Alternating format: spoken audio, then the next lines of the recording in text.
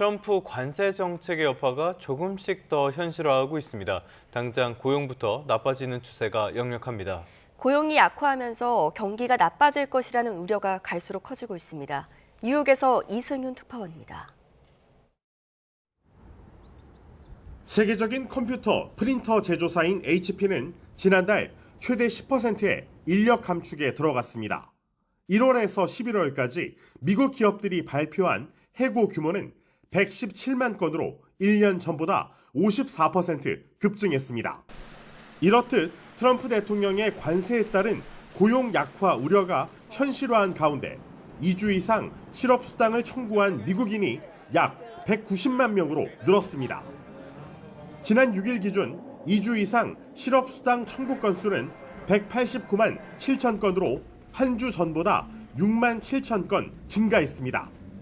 이는 2021년 말 이후 가장 높은 수준에 해당하는 데다 시장에서 고용 침체의 심리적 마지노선으로 보는 200만 명에 근접한 수치. 이런 가운데 미국의 지난달 소비자 물가 상승 지수 CPI는 1년 전보다 2.7% 올라 전문가 예상치를 밑돌며 둔화세를 보였습니다. 이에 캐롤라인 레빗 백악관 대변인은 인플레이션이 예상보다 훨씬 낮게 나타났다며 바이든 행정부 때와는 다르다고 강조했습니다. 케빈 애씑 백악관 국가경제위원장도 트럼프 대통령의 경제 정책이 달걀 등의 가격을 잡는 데 성공했다고 주장했습니다. It's a Trump economy now. Our policies are changing people's lives, but when are we going to be able to point to numbers and say that we fixed the problem, we filled the hole that Biden dug? That'll depend on what things. 하지만 경제 전문가들은 예상보다 낮게 나온 물가 상승률은 고용이 약화하면서 소비가 위축돼 경기가 둔화하고 있음을 의미할 수 있다고 지적했습니다. 투자은행 레이먼드 제임스는 CPI의 안정세는 연방정부의 일시 업무 정지와 관련한 왜곡일 수 있어 내년 봄은 돼야 물가 안정 여부를 판단할 수 있다고 진단했습니다. 뉴욕에서 YTN 이승윤입니다. 트럼프 대통령은 미국 연방준비제도 차기 의장 후보자를 앞으로 몇 주 안에 발표하겠다고 밝혔습니다. 트럼프는 백악관에서 열린 행정명령 서명식에서 취재진이 차기 의장 후보 발표 시점을 묻자 연말 전에 될지는 모르겠지만 곧 있을 것이라면서 이같이 답했습니다. 트럼프는 몇 명을 염두에 두고 있는지에 대해서는 3-4명이라고 말하기도 했습니다. 다음 소식입니다. 미국 공항에서 상용기가 착륙 도중 추락해 7명이 숨졌다고 현지 언론이 보도했습니다. 추락 원인은 아직 확인되지 않고 있는데요. 사고의 여파로 공항은 폐쇄됐습니다. 이경아 기자입니다. 시꺼먼 연기가 하늘로 솟구칩니다. 화염 속에 보이는 잔해. 소방관들은 활주로에 붙은 불을 서둘러 진화합니다. 미국 노스캐롤라이나 스테이츠빌 공항에서 상용기가 착륙 도중 활주로에 추락했습니다. 뉴욕타임스에 따르면 현지 당국은 이 사고로 7명이 숨졌다고 밝혔습니다. When actually I came out, it was already fully involved. We've had multiple agencies, as we said, come. The FAA arrived about 12 o'clock today.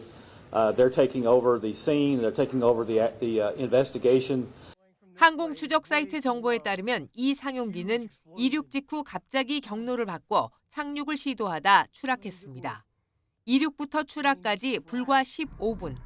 추락 원인은 아직 밝혀지지 않고 있는데 조종사가 이상을 확인하고 긴급 회항하다 사고를 피하지 못한 것으로 추정됩니다. It's been a multi-agency response. We've had city, county, state, feds are here. So we have had, again, everybody is here on site at this point, and we anticipate that this is going to go on for quite some time. 당국은 사고 직후 현장 조사와 수습을 위해 비행장을 폐쇄했습니다. 이곳은 관제탑이 없는 소규모 공항으로 미국을 대표하는 레이싱 리그 나스카 관계자들이 주로 이용하는 곳으로 알려졌습니다. 사고기 역시 유명 레이싱 선수인 그레그 비플이 소유한 것이라고 현지 언론은 전했습니다. YTN 이경아입니다. 콜롬비아에서 프로축구 컵대회 결승전에서 발생한 양팀 팬 간의 물리적 충돌로 경찰관을 포함해 59명이 다쳤습니다. 현지 언론들은 지난 17일 안티오키아주에서 열린 코파 콜롬비아 결승 2차전에서 아틀레티코 나시오날이 1대0으로 이기며 우승했지만 폭력 사태가 빚어져 시상식이 취소됐다고 전했습니다. 종료 휘슬 직후 양팀 팬들이 관중석에서 경기장으로 쏟아져 나오면서 난투극이 벌어졌고 경찰의 제지에도 난동은 한동안 지속됐습니다. 콜롬비아 치안 당국은 경찰관 7명을 포함해 59명이 부상 치료를 받았다고 밝혔습니다.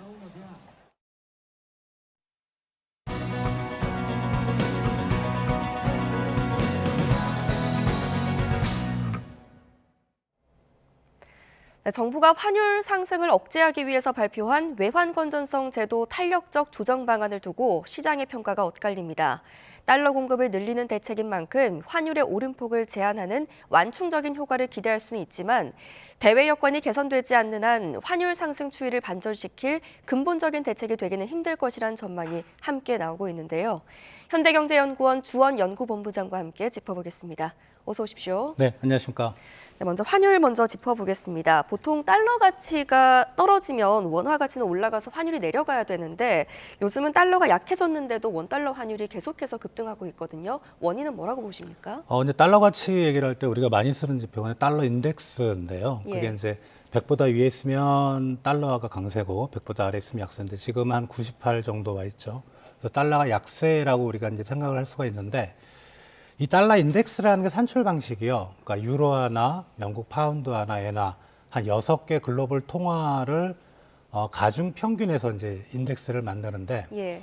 이게 좀 왜곡이 돼 있습니다. 그러니까 무슨 얘기냐면 유로화의 가중치가 한 57% 정도. 그러니까 유로화가 절대적이거든요. 근데 유로화와 달러화 자체의 어떤 환율을 보면 1년 전 대비 유로화가 8% 달러화에 대해서 강세입니다.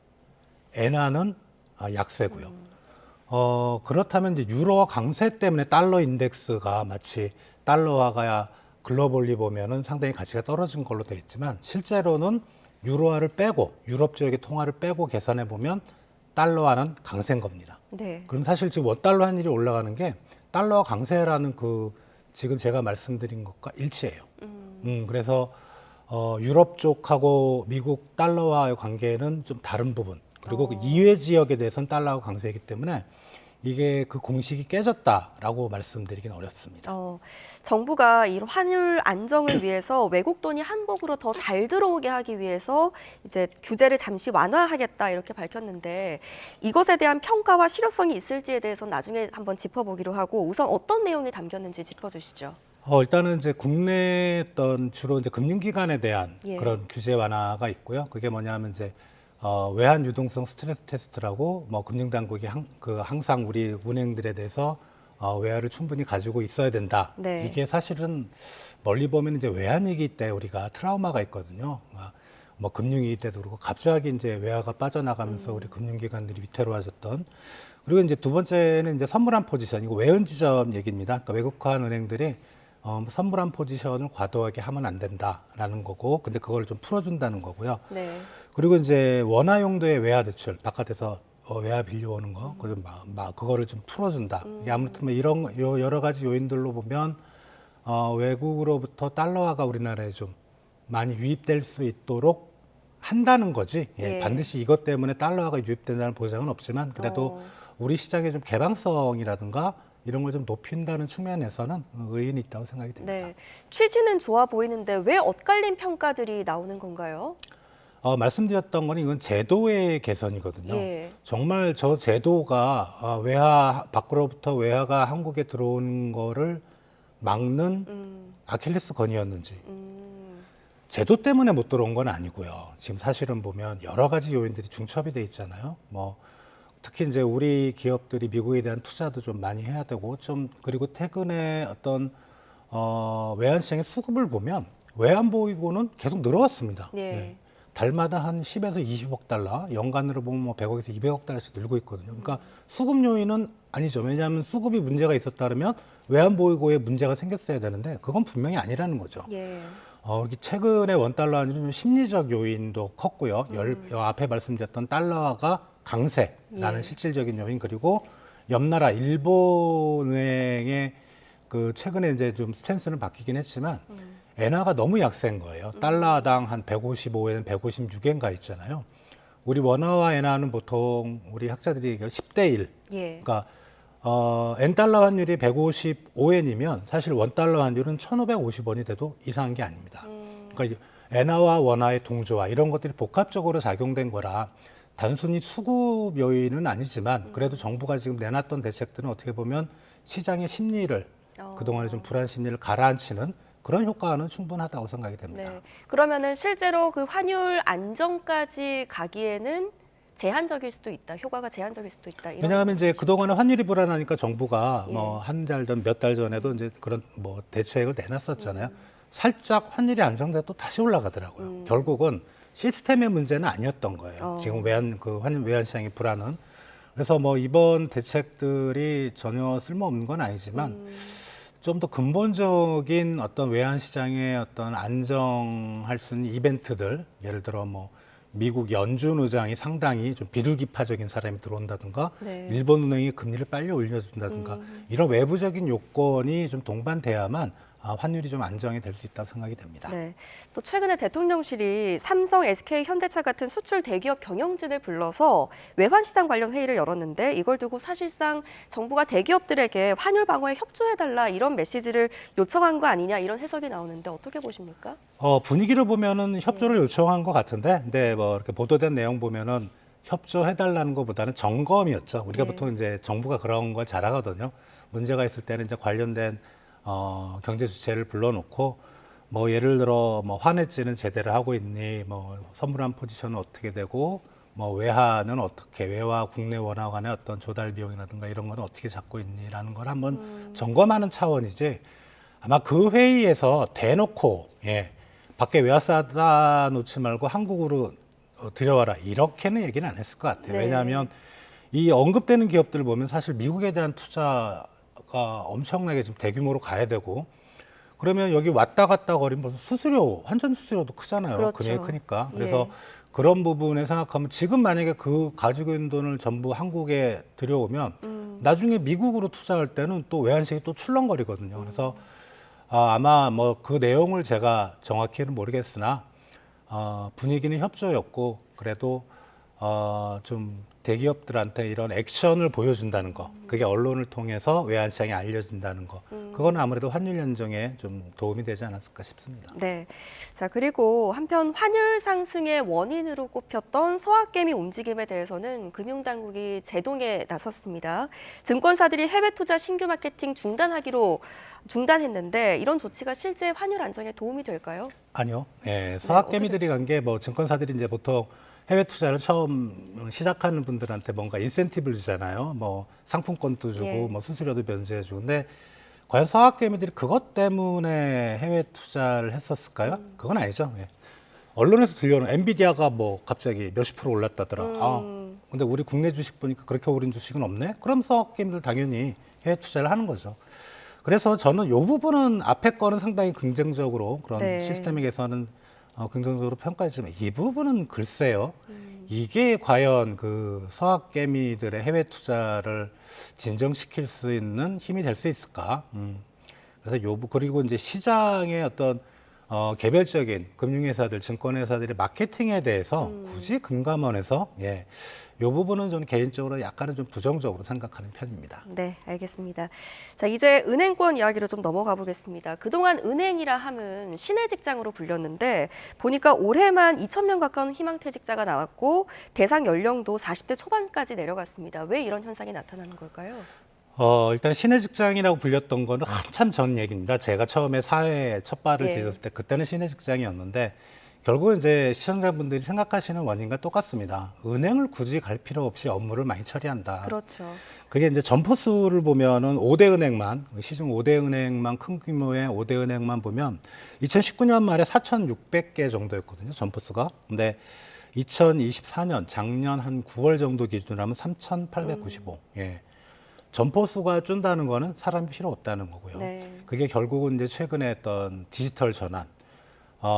은행이 처음에 이제 IT가 도입되면서 뭐 CT라든가 ATM이라든가 이런 간단한 입출금 정도는 이게 사람이 없어도 되겠다. 다만 이제 한 1, 20년 전 얘기입니다만 그때도 이제 사람이 좀 많이 줄었지만 그래도 뭐 대출을 해줄 때는 서류를 꼼꼼히 봐야 되고 그 사람이 어떤 사람인지 평가를 해야 되기 때문에 사람이 필요하지 않겠냐라고 했는데 예. 최근에는 이제 대출마저도 비대면 대출이 활성화가 됐잖아요.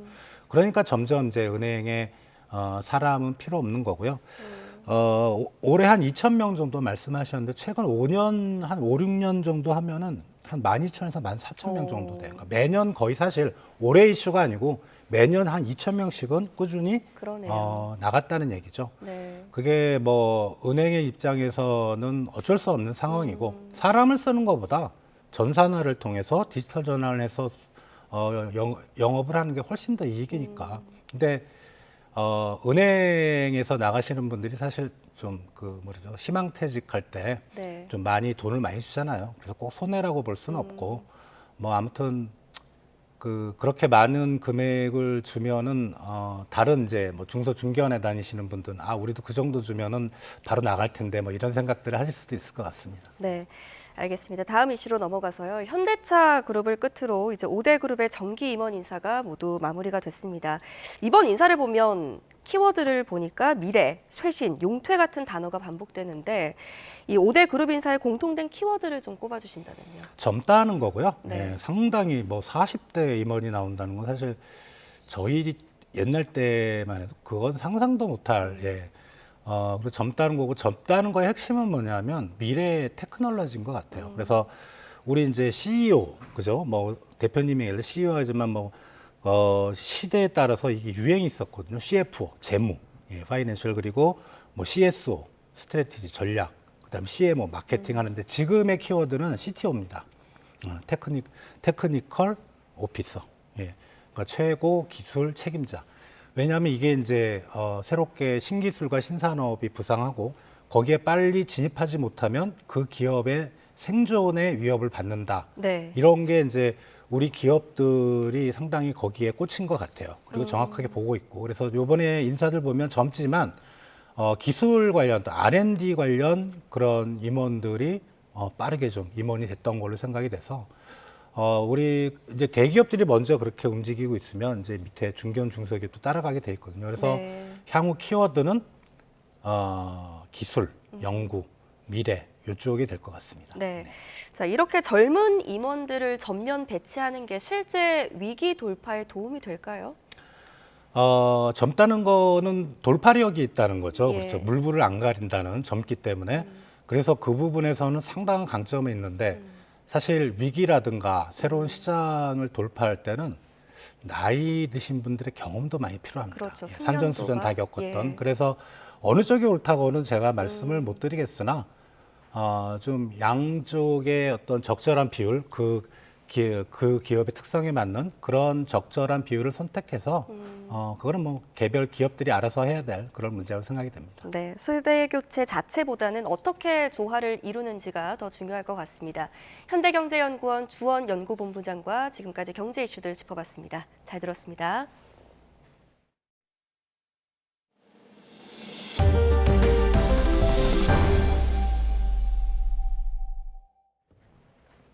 네, 올해 잇따른 초강력 부동산 규제에도 강남 불패 신화는 계속되고 있는 모습입니다. 강남 3구와 한강벨트 주도 속에 올해 서울 아파트값 상승률은 2006년 이후 19년 만에 최고치를 기록할 것으로 보입니다. 차유정 기자입니다.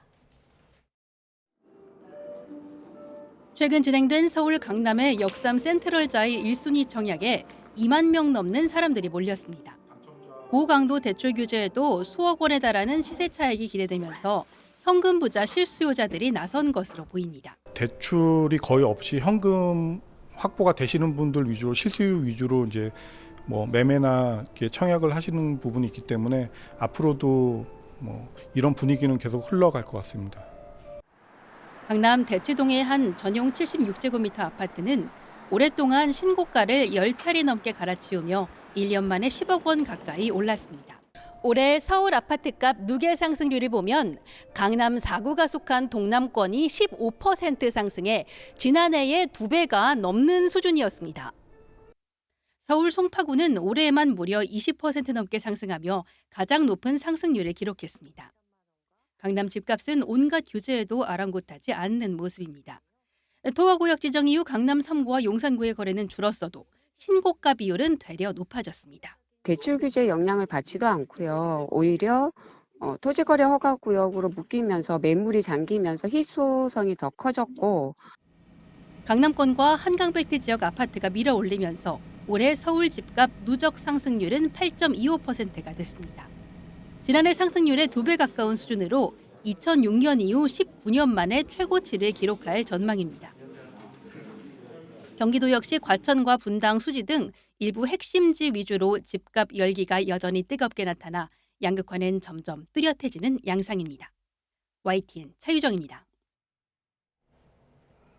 네, 방금 속보가 하나 들어왔습니다. 오늘 오전 3시 40분쯤 충북 보은군 보은읍에 있는 김치 제조 공장에서 큰 불이 났습니다. 소방당국이 대응 1단계를 발령하고 진화 중이라는 속보가 들어왔는데요.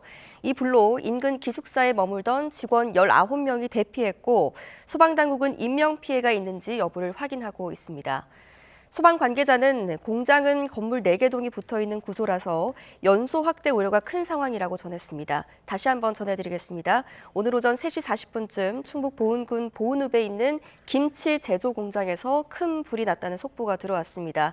현재 소방당국은 대응 1단계를 발령하고 진화 중입니다. 관련해서 더 자세한 소식이 들어오면 전해드리도록 하겠습니다. 다음 소식입니다. 방송인 박수홍 씨의 기획사 자금 등을 횡령한 혐의로 1심에서 실형을 받은 친형 박진홍 씨의 항소심 선고가 오늘 나옵니다.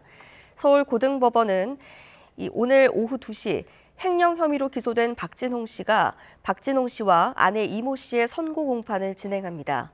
이들은 지난 2011년부터 10년여 동안 박수홍 씨 회사 돈과 개인 자금 수십억 원을 빼돌린 혐의로 2022년 10월 재판에 넘겨졌습니다. 다음 소식입니다. 1세대 연극 스타인 배우 윤석화 씨가 향년 69살로 별세했습니다. 한국연극배우협회에 따르면 뇌종양으로 투병한 윤석화는 어젯밤 9시쯤 유족들이 지켜보는 가운데 세상을 떠났습니다. 1956년 서울에서 태어난 윤석화 씨는 1975년 연극 꿀맛으로 데뷔한 뒤 신의 아그네스, 햄릿, 딸에게 보내는 편지 등에 출연하면서 연극계 인기를 끌었습니다. 빈소는 서울 신촌 세브란스 병원 장례식장에 마련될 예정입니다. 통일교로부터 어떠한 국군 수수 절대 없었다는 말씀입니다.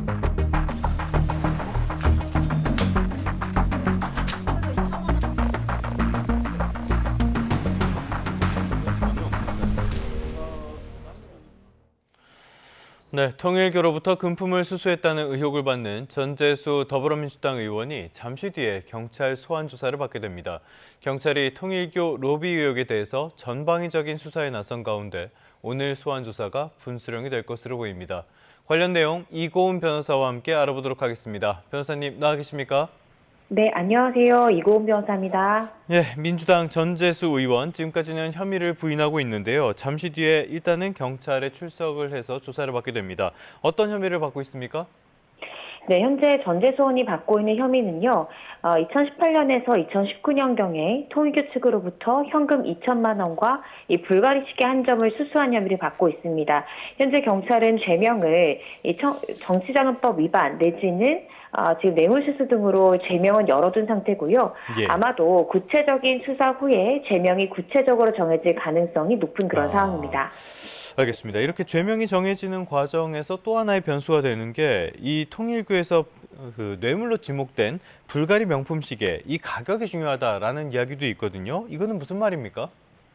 네, 지금 해당 죄명을 단순히 이 불법 자금을 수수했다라는 죄명으로 갈 것이냐 아니면 뇌물수수로 갈 것이냐를 두고 공소시효가 달라질 수 있다는 굉장히 중요한 쟁점이 있습니다. 예. 네, 뇌물죄로 본다 하더라도 3천만 원을 넘어야만, 그 가액이 3천만 원 넘어야만 이 특가법으로 넘어가서 공소시효가 7년보다 더 길어지는 거거든요. 예. 그렇다라고 한다면 지금 불가리 명품 시계의 금액 자체가 3천만 원이 넘는 경우여야 이 특가법상 뇌물수수죄가 적용이 되어서 공소시효의 영향을 받지 않게 됩니다. 그래서 이런 예. 부분들이 있고요. 또 지금 현금을 받은 액수 자체가 2천만 원밖에 되지 않기 때문에 특가법으로 넘어가려면 불가리 시계 자체가 1,000만 원이 넘어야만, 그리고 이 현금과 불가리 시계가 동일한 청탁에 대해서 넘어간 금품이어야만 이 묶여서 이 특가법상의 가액이 늘어나게 됩니다. 그래서 이런 부분들 때문에 불가리 명품 시계를 당시에 얼마를 주고 구입했는가, 시가가 어느 정도가 되느냐가 공소시효 적용에 있어서 굉장히 예. 중요한 쟁점이다라고 생각이 듭니다. 알겠습니다. 그런데 현금은 추적하기가 어려울 것 같고요. 불가리 시계 이것도 확인되지 않았다고 하는데 이렇게 물증을 확보하지 못한다면 혐의 입증 이거는 어렵다고 봐야 되는 겁니까? 그런데 지난 이 김건희 씨 관련이라든지 여러 가지 금품 수수 사건에서도 실제 실물을 특검이 발견한 경우도 있었지만 발견하지 예. 못한 경우에도 그랬죠. 기소를 했습니다. 그때는 해당 브랜드를 압수수색을 해서 결국 영수증을 확보했던 것이고요. 당시에 누가 구입했는가, 그리고 구입한 이후에 교환의 흔적들이 누구에 의해서 이루어졌는가를 추적을 하면서 결국 기소했던 겁니다. 그래서 지금 경찰에서는 불가리 시계의 현물 자체는 확보하지 못했다라고 보도가 나오고 있지만요. 아마도 불가리 본사를 압수수색해서 영수증 등을 확보할 것으로 보여지고 그 영수증을 통해서 구매 시기뿐만 아니라 구매 가액들도 확인하는 방법으로 이 수사를 이어갈 가능성이 높지 않을까 싶습니다. 알겠습니다. 자, 이제 전재수 의원 지금까지는 혐의를 부인하고 있고요. 그런데 또 하나의 의혹이 불거진 상태입니다. 통일교가 전재수 의원의 책을 대량으로 구매를 했다라는 의혹도 제기가 됐거든요. 이것도 법적인 문제가 있습니까? 네, 이것도 이 구체적인 청탁하에 그 대가를 합법적으로 세탁하기 위해서 지금 전재수 의원의 저서죠. 따뜻한 숨이라는 책 500권을 권당 2만 원씩, 즉 총 1,000만 원의 이 도서구입 대금을 내고 샀다면 이 또한 뇌물죄가 될 수 있는 부분입니다. 예. 지금 전 의원 같은 경우에는 세금계산서도 정상적으로 발행했기 때문에 마치 아무런 문제가 없는 것처럼 주장하지만 세금계산서를 발행했는가와 뇌물죄는 별개라고 보시면 될 것 같습니다. 지금 2019년 11월에 나왔기 때문에 지금 2천만 원이라든지 불가리 시계 관련한 것이 2018년에서 19년에 걸쳐서 넘어갔을 것이다 라고 지금 경찰이 보고 수사하고 있지 않습니까? 근데 예. 공교롭게도 이 책이 나온 게 19년도라는 거죠. 그러면 이 현금과 불가리 시계가 넘어가기 전에 어떠한 구체적 청탁이 있었고 이 청탁의 대가로서 시계도 줬고 현금도 줬고 이후에 이 도서를 구매하는 것들로 계속해서 이어졌다면 즉 구체적인 청탁과 대가성, 직무 관련성까지도 이 도서 구입 대금이 연관이 됐다면 이 또한 뇌물죄로 의율될 수 있는 것이어서요. 아마 경찰에서는 오늘 있을 전재수 의원 조사 시에 아마 이 도서 구입비도 어떠한 일정한 청탁의 대가는 아니었는지 이 부분을 집중 추궁할 것으로 보여집니다. 그런데 일반적으로 정치권에서는 말이죠. 이게 정치 자금을 확보하는 차원에서 도서, 출판회 이런 것들을 많이 한단 말이죠. 그런데 이 경우랑 일반적인 출판회 이런 거랑은 다른 겁니까? 그 부분에 대한 수사가 필요한 겁니다. 단순히 정치 후원금을 모집하기 위한 합법적인 방법으로 했다라고 하면 문제가 되지 않지만 한일해저터널 등의 이 불법적인 구체적인 청탁이 있었고 그 대가를 현금으로도 줬고 또 일부 도서 대금으로도 치렀다면 이것은 뇌물죄가 될 여지가 있습니다. 그래서 책 자체를 대량 구매했다라는 것이 문제되는 것이 아니라 앞선 구체적인 청탁이 있었는지 그리고 그 청탁의 대가 중에 일부를 이렇게 도서 구입비로 치환해서 받은 것은 아닌지 이런 부분들에 대한 수사가 현재 필요한 그런 상황입니다. 알겠습니다. 자, 청탁을 말씀해 주셨는데 이 경우에 드러나는 청탁은 한일 해저터널 이 부분인 것 같아요. 전재수 의원은 일관되게 반대해왔다라면서 부인을 하고 있는데 이 의혹 역시도 수사에 영향을 준다고 봐야 되겠죠? 네, 그렇습니다. 지금 정치자금법으로 가느냐, 뇌물죄로 가느냐를 나누는 것은 결국 구체적인 청탁이 있고 나서 이루어진 금품 수수냐가 굉장히 중요합니다. 그런데 구체적인 청탁 관련해 지금 떠오르는 안건이 바로 이 통일교의 오랜 수건 사업이죠. 한일 해저터널 관련한 청탁이 있었고 그 대가로서 금품이 넘어간 것이 아니라고 특검은 지금 의심하고 있는 것이고요. 다만 지금 전재수 의원 같은 경우에는 나는 한일 해저터널 일관되게 강력하게 반대했기 때문에 반대하는 나한테 이런 청탁을 하면서 돈을 줄 리는 없지 않냐라는 주장이거든요. 그런데 반대로 생각해보면 유일하게 반대한 인물이라고 하면 통일교로서는 금품을 써서라도 넘어가야 될 허들로 또 인식했을 가능성도 있는 겁니다. 그래서 그 주장이 가지고 있는 양면성이 있기 때문에 반드시 반대했다라는 것이 그렇기 때문에 나는 구체적 청탁을 받지 않았다와 해석을 같이 한다라고 전 단정할 수 없다고 보여지거든요. 그래서 이 부분은 지난 8월에 지금 윤영호 전 본부장이 면담을 할 때 왜 이렇게 해저터널에 대해서 반대하는 전 장관에게 접근해서 청탁을 할 수밖에 없었는지 이런 부분들에 대한 구체적인 진술이 있었다면 이를 토대로 아마 경찰이 오늘 구체적인 추궁이 이루어지지 않을까라는 생각이 듭니다. 알겠습니다. 이렇게 추궁을 할 때는 진술이 일관되냐 이런 부분들이 굉장히 중요할 텐데요. 전재수 의원의 해명 이런 부분에서 약간 정황이 다른 부분들도 확인이 되고 있습니다. 2018년 9월에 부산에서 통일교 행사에 참석했다라는 의혹이 제기된 건데 이 부분에서 해명이 엇갈리고 있거든요. 벌초 알리바이, 통일교 게이트 어떻게 연결되고 있습니까? 네, 말씀 주신 대로 통일교 행사가 2018년 9월 9일 열렸습니다. 네, 이때 이제 참석했던 것이 아니라는 의혹이 먼저 제기가 됐고요. 이 부분에 대해 전 의원은 그 같은 날 오후 7시경에 새벽부터 산을 여러 개 타고 벌초를 마쳤다라는 글과 함께 경남 의령의 이 선산 인근 사진을 페이스북에 올린 적이 있었는데 이 부분에 대한 게시물을 공유하면서 토일교 행사 날로 지목된 날 제 고향 의령에서 나는 벌초를 하고 있었기 때문에 전혀 사실 무근이다라는 식으로 알리바이를 했다는 거죠.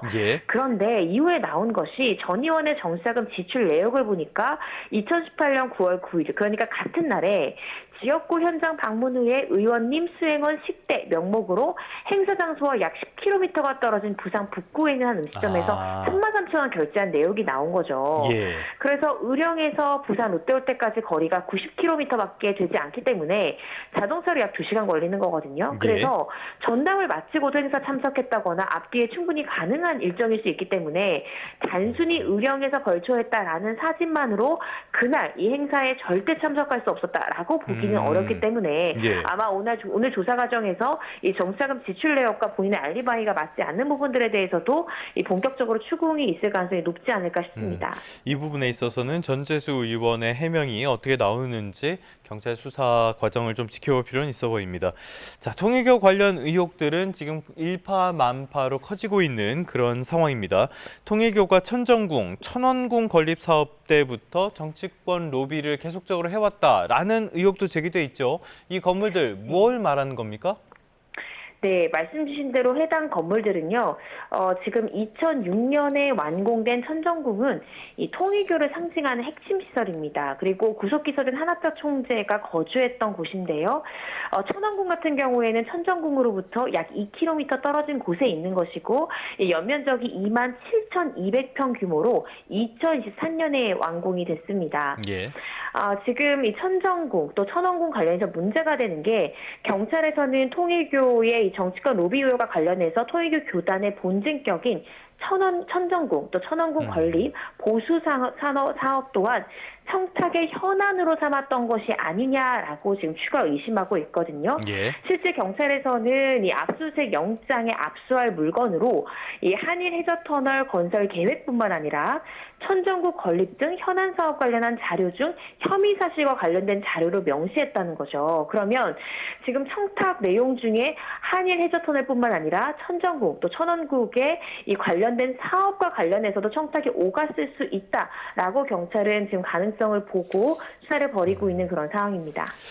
알겠습니다. 이 상황도 계속적으로 지켜봐야 될 것 같은데 일단 경찰이 지난 15일에 압수수색을 통해서 천정궁 내의 출입 기록을 확보했다고 해요. 천정궁이 말씀해 주신 것처럼 통일교의 핵심 거점이라고 지목이 돼 있으니까 이 출입 기록 앞으로 수사에서 어떻게 작용할 걸로 보십니까?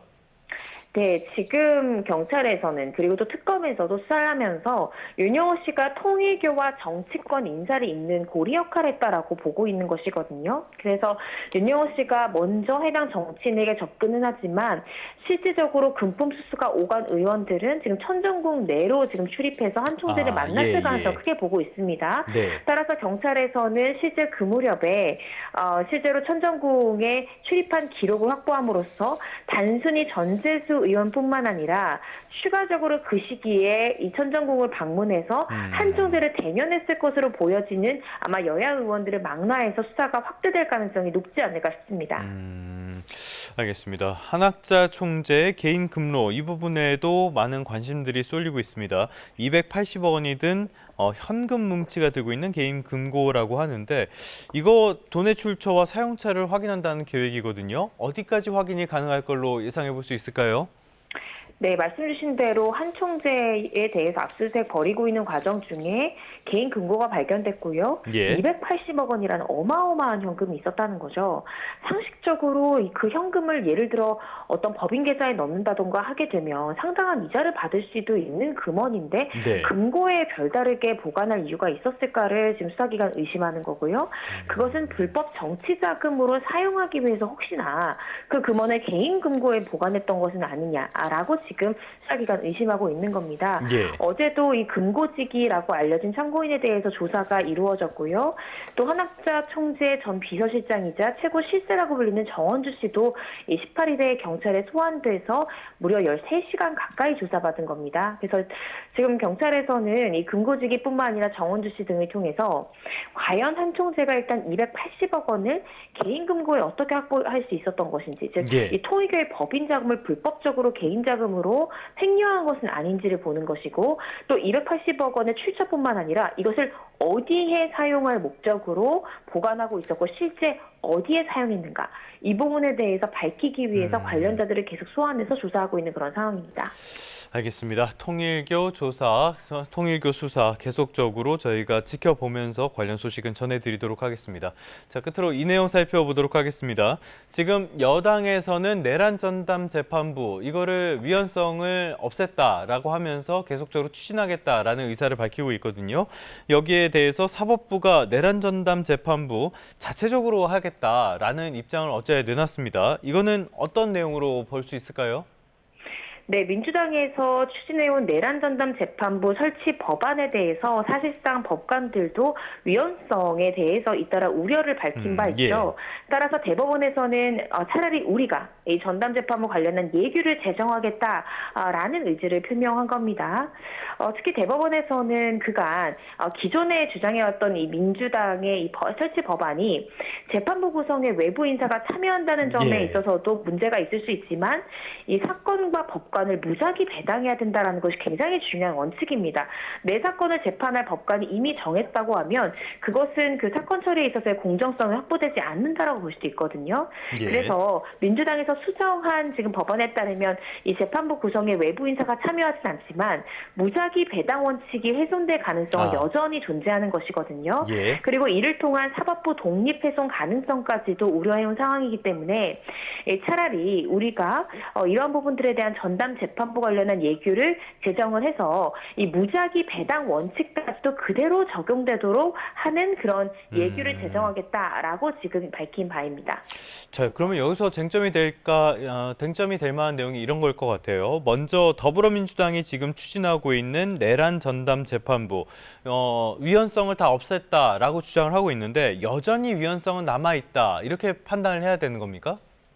그럴 가능성이 있습니다. 특히 이제 법관들은 지금 재판부 구성에 있어서 어떤 법무부라든지 이런 외부 인사가 참여하는 것도 문제지만 예. 지금 모든 사건은 무작위 배당 원칙이 적용되고 있거든요. 그렇죠. 그런데 이 부분을 훼손하는 것은 이 사건 처리에 있어서의 이 공정성을 의심받을 수 있는 위헌 가능성이 충분히 존재한다라고 봤고요. 따라서 이 더불어민주당이 추진하는 법안이 이후에 이 위헌법률 심판 제청이 들어갈 경우에 현재 신속하게 진행되고 있는 내란 재판이 오히려 중단될 가능성까지 있다라고 우려를 표하기도 했습니다. 그래서 이러한 위헌성 자체를 줄이기 위해서 지금 현재 이 무작위 배당 원칙이 그대로 적용이 되는 그러한 예규가 더 좀 위헌성이나 위법성의 논란의 소지를 없앨 수 있다는 것이 대법원의 입장입니다. 그렇다면 대법원이 어느 정도 현실적인 대안을 내놨다라고도 볼 수가 있을 것 같은데 일단 더불어민주당에서는 이 법안 크리스마스 이브에 사실상 그렇게 밝힌 상태거든요. 자, 그렇게 되면은 이 법률적으로 생기고요. 사법부가 예규로서 또 내란 전담 재판부도 만들게 됩니다. 이거 충돌되는 거 아닙니까? 충돌될 수는 있지만 결국에 이 내란 전담 재판부의 설치 법이 더 우선시 될 수밖에 없습니다. 예규는 예규일 뿐이기 때문인데요. 그렇지만 이 대법관들이 지금 제정하겠다는 예규 내용을 보면 상당히 또 수긍할 수 있는 부분들이 있거든요. 이 전담재판부가 이 나라에 대한 국가에 관한 이 중요 사건을 전담하겠다라는 것이고, 다만 무작위 배당을 통해서 사건 배당을 받은 재판부가 지정이 된다라는 원칙을 적용을 했고요. 또 지금 민주당 측에서 이런 법안이 필요한 이유로 신속 심리를 들고 있지 않습니까? 그래서 신속한 심리를 위해서 관련된 사건 외에 이 해당 전담재판부에서는 새로운 사건 배당받지 않도록 할 예정이다라는 등의 이 더불어민주당 측이 추진하고 있는 법안의 상당 부분을 수용하기도 했거든요. 따라서 실제로 이런 상황에서도 만약에 민주당 측에서 법안을 통과한다면 법이 우선시 될 수밖에 없지만 그렇지만 대법관들이 제시하고 있는 이 예규를 무시하고 법안을 그대로 추진하기는 또 상당히 부담이 되지 않을까라는 생각이 개인적으로 듭니다. 알겠습니다. 현실적인 대안이 나왔다면은 위헌성이 있는 이런 추진은 조금 다시 한번 생각을 해보고 대안에도 귀를 기울이는 그런 것들이 중요하지 않을까라는 생각이 듭니다. 지금까지 이고은 변호사와 함께 관련된 내용들 다양하게 짚어봤습니다. 오늘 말씀 고맙습니다. 네, 감사합니다.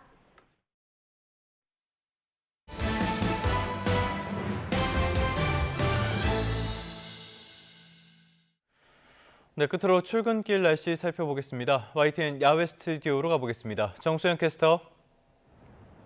네, 정수현입니다. 네, 오늘은 일교차가 크다고요? 네, 현재 서울 기온 영하 0.4도로 어제보단 추위가 덜하지만 기온과 체감온도가 모두 영하권에 머물고 있어서 공기가 차갑습니다. 하지만 낮부터는 기온이 크게 올라 마치 초봄처럼 온화하겠고요. 일교차가 크게 벌어지는 만큼 아침 저녁으로는 옷차림 따뜻하게 하셔야겠습니다. 네, 하늘 표정은 어떻습니까? 네, 오늘 전국 하늘빛은 흐리겠습니다. 내륙은 별다른 비 소식 없겠지만 경남 해안에는 오후부터 가끔 비가 내리겠고요. 주말인 내일은 전국에 비가 조금 내릴 전망입니다. 자세한 지역별 현재 기온 살펴보겠습니다. 현재 서울의 기온이 영하 0.4도 가리키고 있고요. 대전이 영하 0.6도, 광주는 4.1도 보이고 있습니다. 예년 기온과 비교했을 때는 2, 3도 정도 높은 수준인데요. 한낮에는 서울이 11도, 대전과 대구 13도, 광주 16도까지 올라 평년 기온을 5에서 8도가량 크게 웃돌겠습니다. 주말인 내일은 비가 내리며 비교적 포근하겠습니다. 다만 비구름 뒤로 찬 공기가 내려오면서 휴일에는 다시 이맘때 초겨울 추위가 나타날 전망입니다. 오늘 오후부터 강원 산간 지역은 순간 풍속 초속 20m 안팎의 강한 바람이 예상됩니다. 날아갈 수 있는 시설물은 미리 사전 점검해 두시기 바랍니다. 지금까지 YTN 정수현입니다. 네, 12월 19일 YTN 뉴스타트 모두 마무리하겠습니다. 오늘 아침도 저희와 함께 해주셔서 고맙습니다.